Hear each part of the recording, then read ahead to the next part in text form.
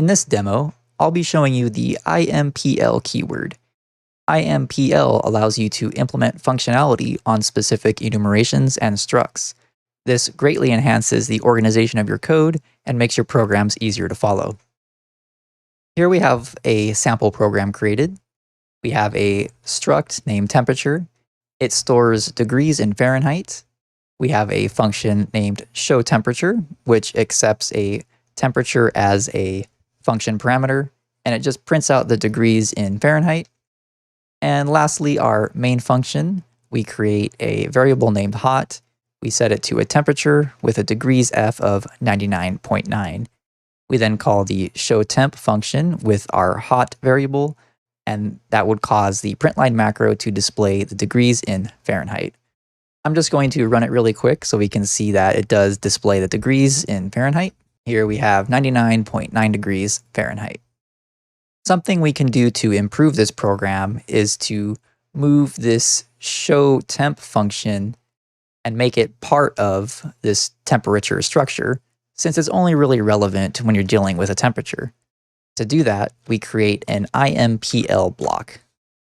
So we create an implementation block using the IMPL keyword, and we type in the name of our struct, which is temperature.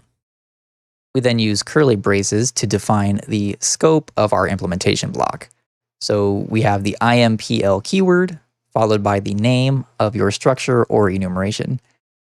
Implementations are used frequently, so we have a nice shortened version, IMPL, similar to FN for function.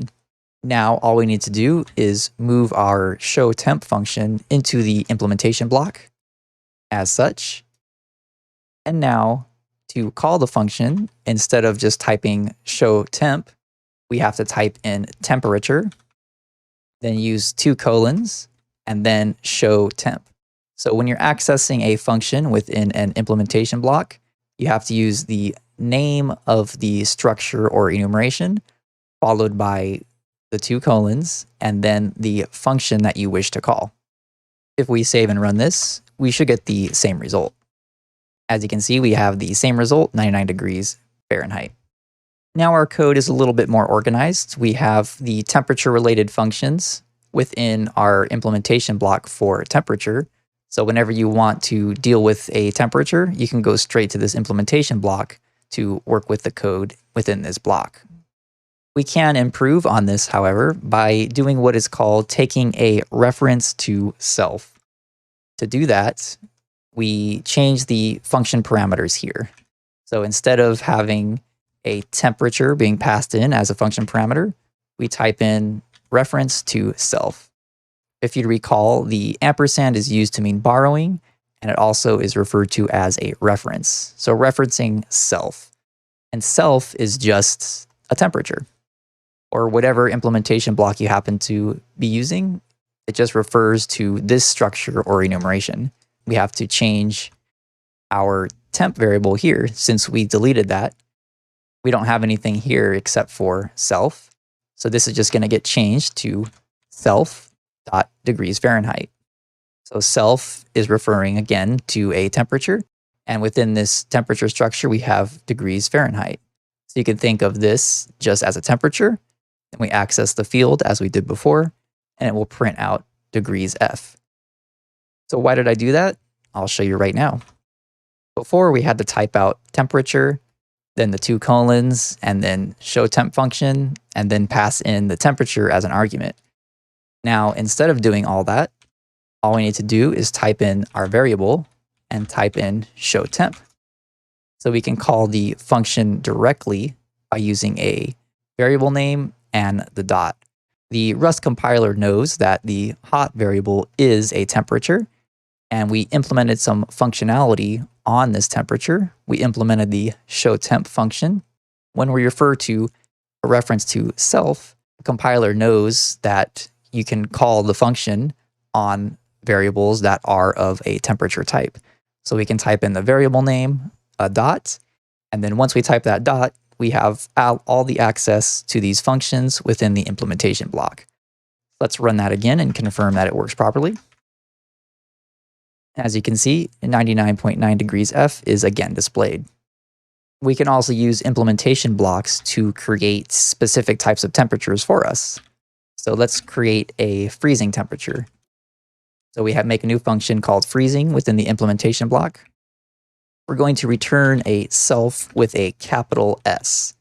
So the difference between this capital S self and this lowercase self is the lowercase version indicates that we already have a temperature created somewhere in the program. The capital S in this one indicates that we don't have a temperature somewhere and we're creating a new one, or we are just referring to temperature as the name. So you can think of capital self just as the word temperature. I will then create a new temperature structure by using self, and we will set the degrees to 32.0. So self can be thought of as referring to whatever struct or enum that you're implementing. You can also just type in temperature instead of self, and it will work the same. The only issue with that is if you decide later to change this name to something else, then you're going to have to change the implementation functions as well. So if you use self, you don't need to do that, and it'll always refer to whatever you happen to implement. If we were to change this to temperature hot, internally, we don't need to change anything since we use self, and automatically it's going to refer to the proper name. I'm going to leave it at temperature. And so we're creating a freezing temperature, returning a new temperature. Within the block, we're creating a new temperature, setting it to 32 degrees Fahrenheit. Let's see how that can be used in your main function. So we'll create a new temperature called cold, and we will call the implementation function. So we have freezing, and then if we type in cold.showTemp and run the program, we'll see that we have 99.9 degrees and 32 degrees. And there we go, just as expected. So what's happening here is we have our temperature structure. We use the 2 colons to identify an item within the implementation block. We then identify the freezing function here. We call the function with our parentheses.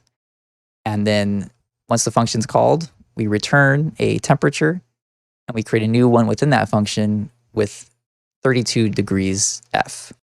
Next, we call the showTemp function that's implemented here by using the variable name dot, then the function name.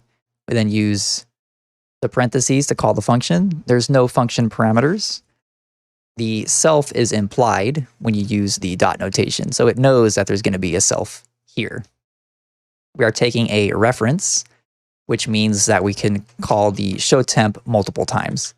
So if we want to call it 4 times, it'll still work without issues, because if you'll recall, a few lessons ago, we covered ownership and borrowing. So we're just borrowing self so we can use it multiple times. If we wanted to, we can create another function. We can just call this one boiling, and we'll return a temperature with degrees of 212. And now, just like the cold temperature, we can create one called boiling and just call the boiling function. And now we have a boiling temperature that will be displayed. So as you can see, implementing functionality on structures and enumerations, if you like, provides easy ways to manage your code because all the temperatures are here in one place. And it makes it convenient for creating standardized functions for creating new structures. So here we have our freezing and boiling. So whenever you need to have a freezing or boiling temperature, you can just use that function instead of having to type in the numbers throughout your program. This concludes the demo on implementing functionality on your structures and enumerations. I'll see you in the next presentation.